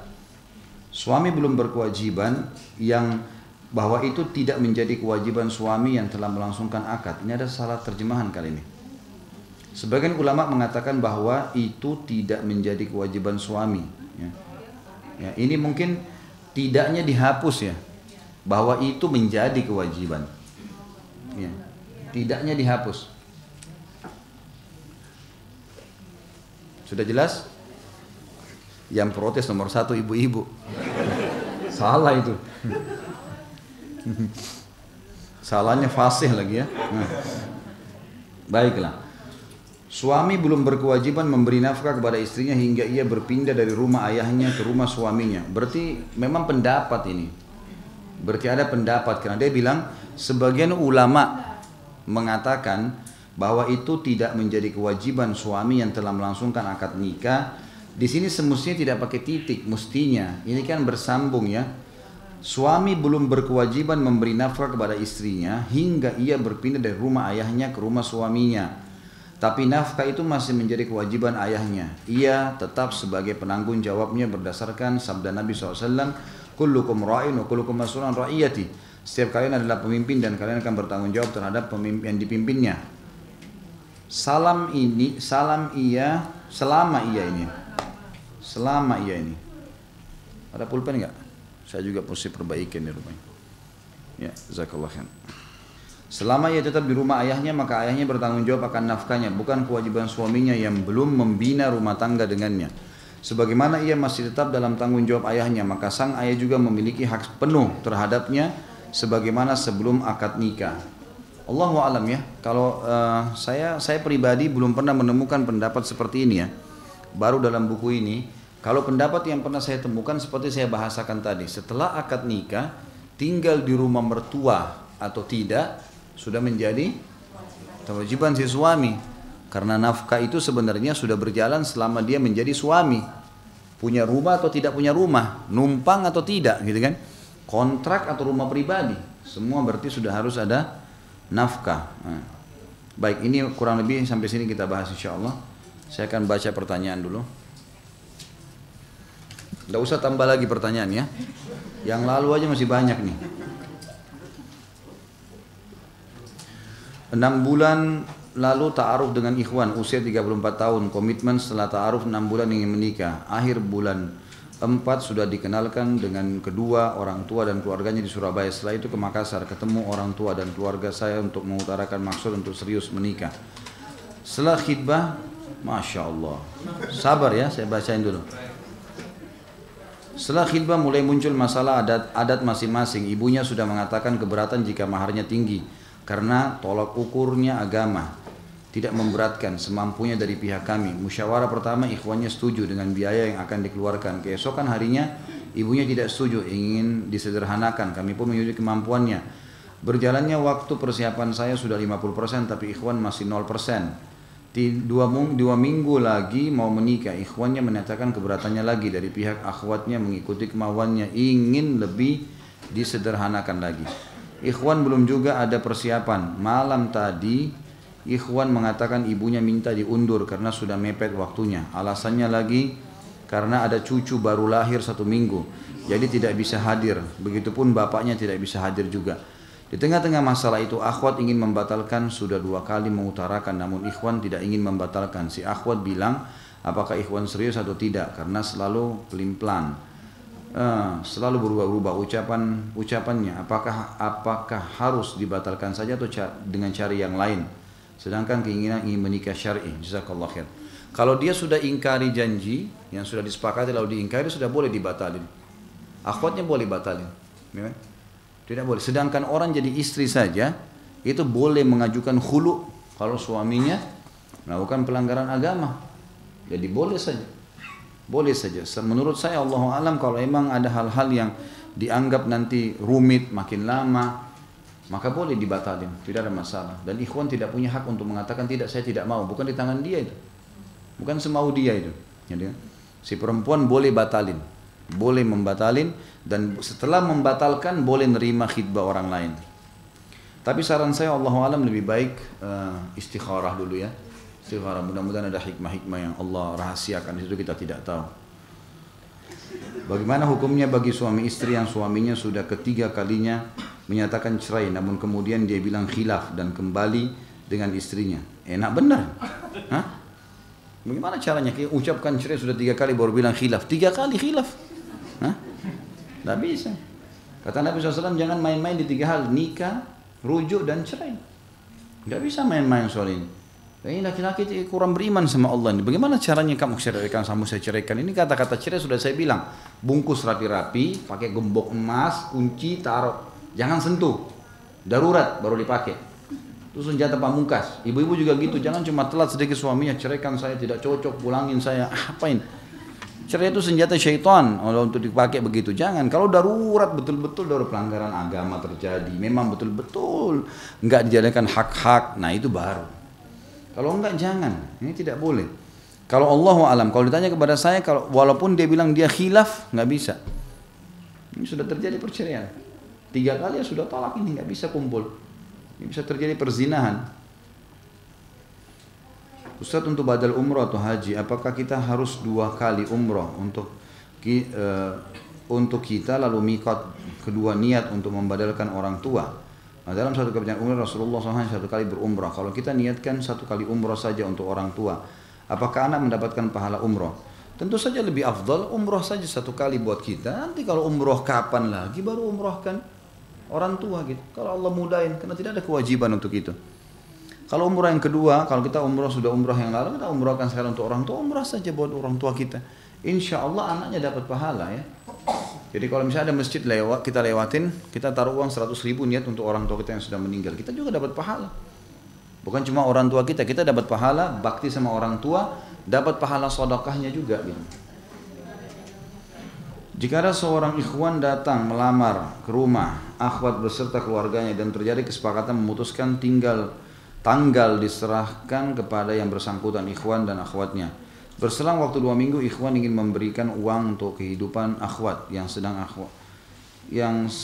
akhwatnya tidak memerlukan atau menolak, dan 3 bulan setelah penolakan uang yang dirasa akhwat belum saatnya menerima pemberian si laki-laki sebelum dipastikan tanggal dan bulan. Tiba-tiba akhwat tersebut mendapat berita bahwa ikhwannya telah menikah dengan akhwat lain. Karena di sini si ikhwan belum memutuskan melepaskan akhwat yang sudah dilamar pertama. Bagaimana hukumnya dan apa yang harus dilakukan oleh akhwat tersebut? Pernikahannya dia sah. Jangankan kalau ukhti masih dalam lamaran, istri dia poligami halal. Kan gitu hukum syar'i. Kalau hukum syar'i kita bicara. Kalau apa yang harus akhwat lakukan, ya saran saya istikharah. Dan ukhti sebelum jadi istri masih bisa batalin kalau tidak cocok, kan gitu. Itu simpulnya, sederhananya begitu. Tapi perbuatan dia tidak disalahkan itu kalau dia menikah. Karena ini memang apalagi ini masih belum status istri kan gitu. Allahu a'lam ini apa sebabnya dia mengambil keputusan, saya tidak tahu. Tapi saran saya ukhti ini bisa membatalkan. Kalau masih ragu bisa istikharah dulu. Ya, minta petunjuk sama Allah. Bagaimana seharusnya sikap saya menghadapi bapak saya yang keras kepala, selalu minta-minta uang kepada saya, anak perempuan, dan menyuruh mengurus semua adik-adik saya, dan ibu saya kalau tidak dikasih dia selalu marah, memukul dan bilang anak durhaka, sedangkan dia sendiri tidak bekerja dalam keadaan sehat. Anak perempuan punya hak untuk tidak kasih kepada ayahnya. Anak perempuan punya hak untuk tidak kasih kepada ayahnya, gitu kan? Karena dia tidak punya kewajiban biayai orang tuanya. Orang tuanya punya kewajiban. Beda dengan anak laki-laki ya. Anak laki-laki itu tetap dia wajib memberi ayahnya. Ini beda hukumnya. Jadi tidak berdosa, tidak durhaka seorang anak perempuan pada saat ayahnya minta dia nggak kasih, dia nggak berdosa. Apalagi kalau uang suaminya, ini lebih jauh lagi. Uang dia sendiri aja nggak apa-apa, apalagi yang lain. Tentu di sini si anak perempuan bukan berarti kita ajarin jangan kasih ayah kamu, tidak. Kalau ayahnya soleh, Ada subhanallah kadang-kadang ayah itu memang tidak bisa kerja lagi, sudah tua. Kan gitu. Saya tahu ada beberapa ikhwah sampai orang tuanya, mertuanya dia, ayahnya si perempuan ini datang dari kampung tinggal serumah, tinggal di Jakarta sini. Emang nggak ada lagi kerjaan di sana. Ayah di sini dia urus cucunya, dia jaga rumahnya. Wajarlah anak perempuannya kasih sesuatu kan? Karena ini ayah baik. Tapi kalau ayahnya ini suka mukul, marah, maksa, apalagi kalau sampai dipakai judi, dipakai segala ini, ya, haknya perempuan itu tidak kasih. Dan itu tidak durhaka dengan izin Allah. Apakah benar orang yang kerja di pajak termasuk pekerjaan yang haram? Allahu alam, yang saya tahu iya. Karena ini maks namanya. Maks itu adalah pengambilan secara paksa, bea cukai dan pajak ini ya. Ini sudah panjang lebar saya jelaskan sebenarnya dosa-dosa besar. Lebih bagus dihindari. Bagaimana hukumnya wanita umrah dan haji tanpa mahram? Janganlah. Pakai mahram, kenapa tidak pakai mahram? Pakai mahram gitu. Karena Nabi SAW suruh pakai mahram gitu. Walaupun dalam masalah umrah dan haji ini ada pendapat sebagian ulama yang mengatakan khusus umrah dan haji karena ibadah itu ada pengecualian, gitu kan? Tapi kalau saran ulama yang saya pun sarankan adalah pakai mahram. Ya, belum punya mahram menikah, gitu. Ya, menikah dengan sah, gitu. Makanya jangan persulit pernikahan. Gitu. Saya seorang akhwat, sepeninggal ayah saya dihibahkan sejumlah harta yang mana telah mencukupi untuk ONH+. Namun saya tidak memiliki mahram yang bisa menemani. Dapatkah saya mensyaratkan kepada calon suami kelak telah mampu menunaikan ibadah haji? Bagaimana cara saya menerapkan syarat tersebut? Saat ini saya belum memiliki calon suami. Apakah saya sebaiknya mendaftarkan diri untuk ONH+, atau saya menanti calon suami sekufu? Tunggu suami dulu. Tunggu suami, insya Allah akan ada. Dan berdoa sama Allah SWT. Kalau masalah syarat, boleh saja. Misal memang mencari laki-laki yang mampu, yang bisa haji bersama-sama. Bisa saja. Kalaupun misal Allah mudahkan laki-laki soleh yang datang, memang belum bisa haji, maka itu bisa ditabung. Nggak masalah dan tidak perlu daftar haji ONH dulu gitu ya. Kita meniat kepada Allah SWT, mudah-mudahan satu waktu Allah bukakan itu. Ustaz, saya ingin bertanya, saya pernah membaca bahwa Imam Nawawi rahimahullah berkata para ulama sepakat bahwa yang sesuai dengan sunnah cincin pria diletakkan di jari kelingking. Sedangkan untuk cincin tersebut sedangkan untuk wanita cincin tersebut diletakkan di jari mana saja.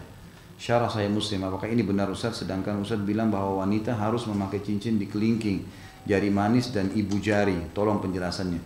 Saya belum tahu terus terang masalah ini. Kalau ada pendapat Imam Nawawi seperti itu berarti Masya Allah ilmu itu gitu ya.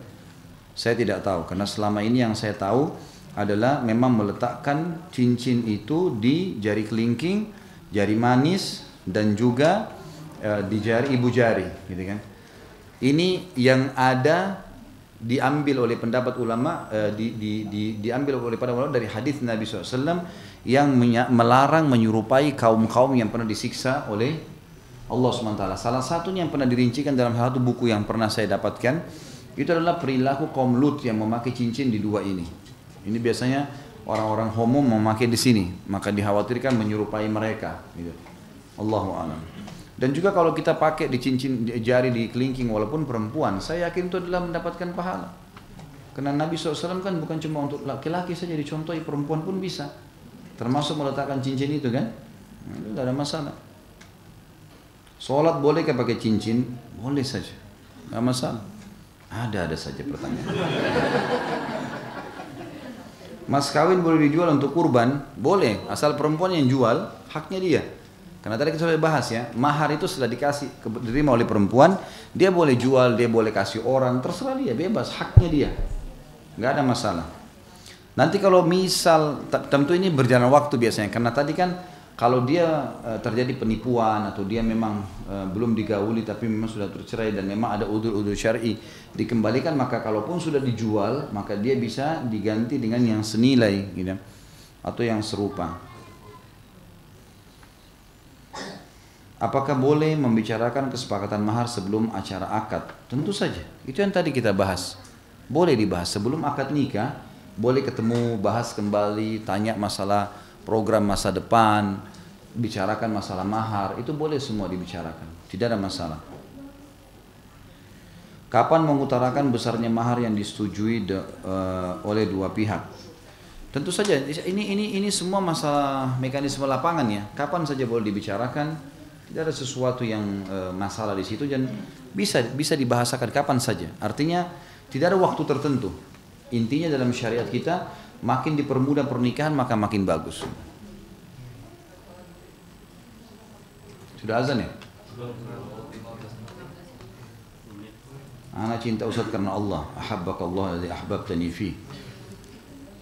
Kalau ada jam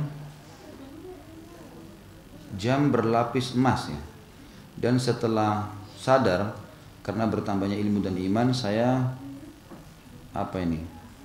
menjual. Baik, apakah boleh atau saya simpan saja, takut yang membeli jam tersebut seorang laki-laki lagi. Tentu saya jual, tidak masalah, dijual tidak masalah. Dan sesuatu yang diharamkan bagi kaum muslimin boleh orang kafir pakai ya. Boleh orang kafir pakai.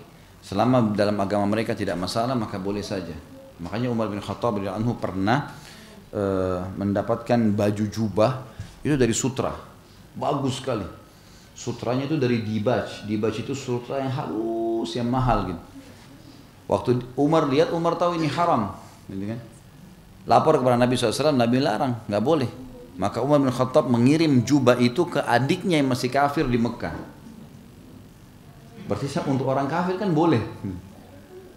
Ada pendapat sebagian ulama, bukan semua ya, tentang bagaimana kita berperilaku terhadap benda-benda yang dasarnya haram dalam Islam.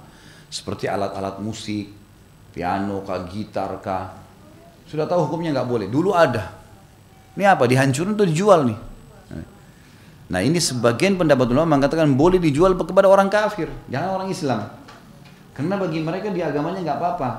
Nah nilainya itu boleh dipakai untuk ya, kegiatan sosial gitu kan. Tapi jangan dirusak. Jangan dirusak.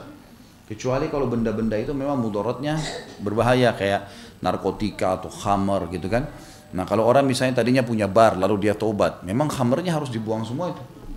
Nggak boleh jual lagi sama orang kafir gitu kan. Nah, ini Allah alam sebagian ulama membahas masalah itu. Nah. Baik, Mas Syarif mau bertanya sampai sini? Ya. Waalaikumsalam warahmatullahi wabarakatuh. Kalau yang dikatakan apa? Nafkah.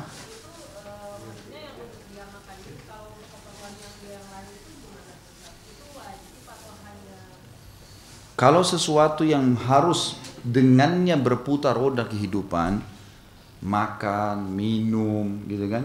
Itu semua listrik. Sesuatu yang kayak nggak mungkin sekarang kita berpisah dengan listrik ya. Karena kalau mati lampu, nggak ada AC, kepanasan, susah. Ini semua masuk, ulama masukkan dalam kategori yang sesuatu yang harus, air, segala macam, ini nafkah. Lebih daripada ini hukumnya sunnah. Lebih dari ini hukumnya sunnah. Tentu laki-laki dimotivasi ya.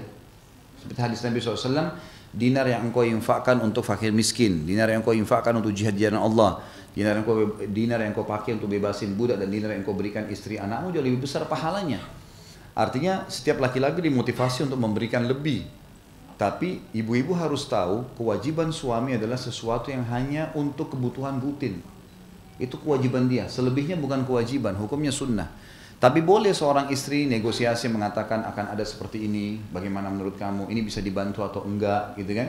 Seperti misalnya adiknya mau sekolah, ini adik mau sekolah, rencananya mau sekolah di pesantren misalnya, apa bisa dibantu. Misal contoh, ya kita negosiasi itu masih bisa. Tuh, tapi kembali kepada dia ya. Jangan ibu minta cerai gara-gara adiknya nggak mau disekolahin. Gitu. Itu nggak boleh. Semua yang berhubungan dengan istri masuk. Anak itu kan nggak bisa dipisahin. Resiko dia nikah sama janda punya anak, anaknya berarti juga masuk nafkah dia. Kalau tidak siapa yang mau biayai? Nggak mungkin ibunya. Sekarang kalau seorang janda nggak ada pekerjaan, punya anak 2 orang laki-laki, nikah dengan seorang laki-laki. Kalau dia cuma wajib nafkahi istrinya saja, anaknya berarti tidak ada kewajiban makan. Nggak mungkin ibunya ini si istri bagi-bagi sama anaknya. Mungkin 1 porsi nggak cukup gitu kan. Karena nafkah itu sebatas yang memang cukup saja ya. Selebih daripada itu hukumnya sunnah gitu. Jadi masuk bu.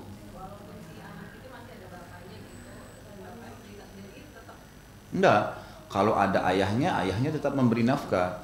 Tapi kalau dia tinggal serumah dengan istrinya, maka si suami istri sekarang ini memberikan, gitu kan? Ya, kalau ayahnya memberikan tidak perlu, tidak perlu. Ya. Ini maksudnya mau double.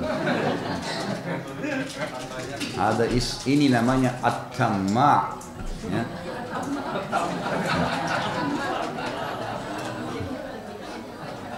Ya. Waalaikumsalam warahmatullahi wabarakatuh.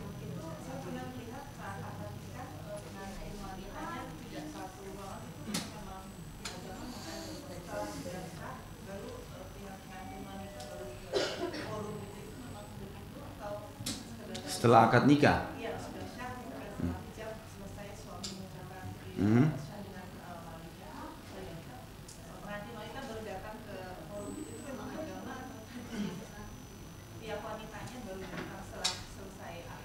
Iya, semestinya begitu.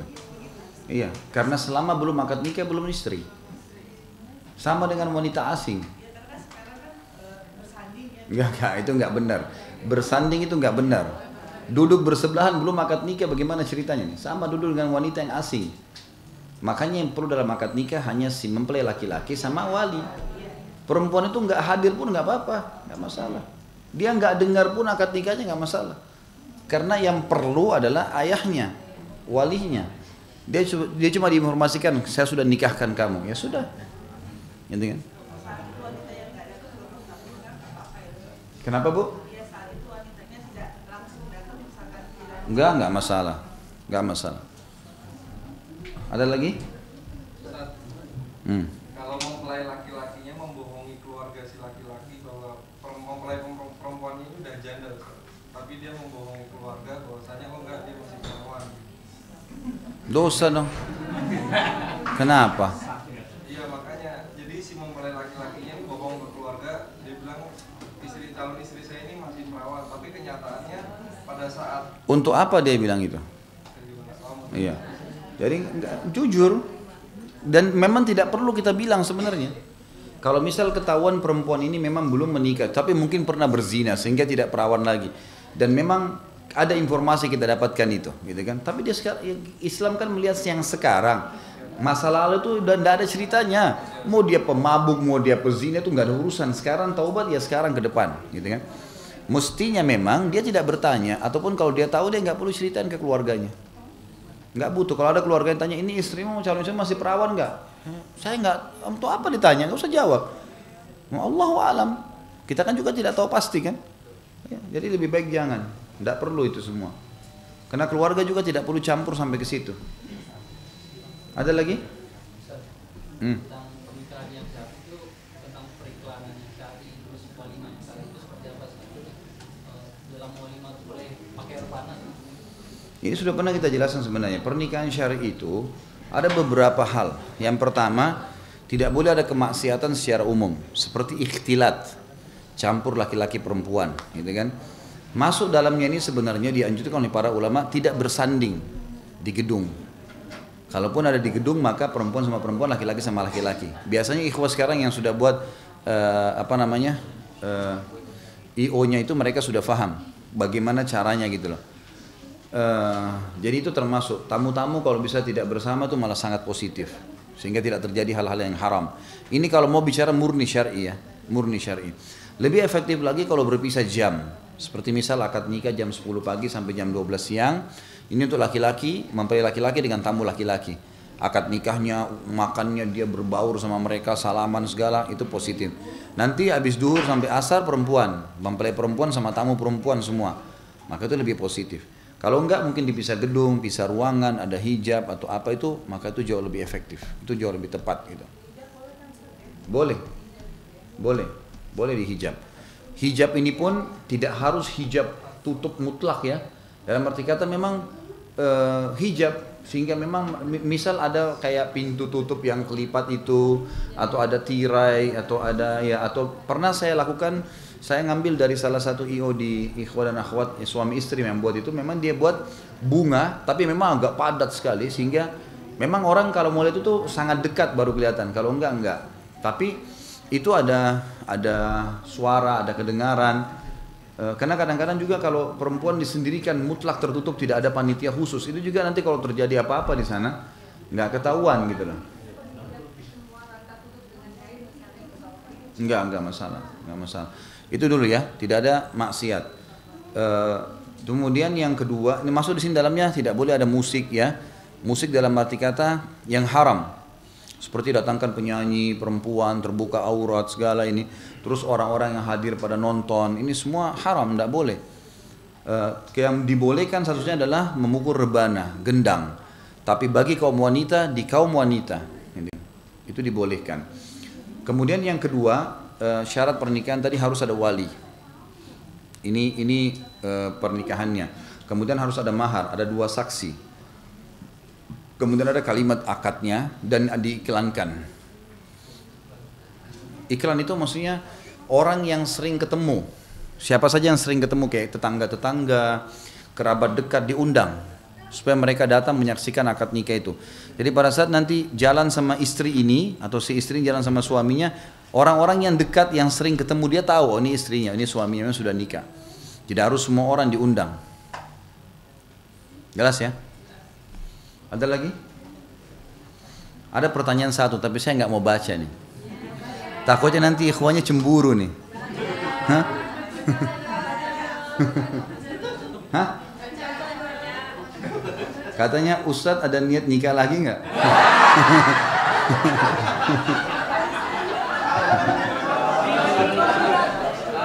Apa kriterianya? Ya cemburu nggak nih?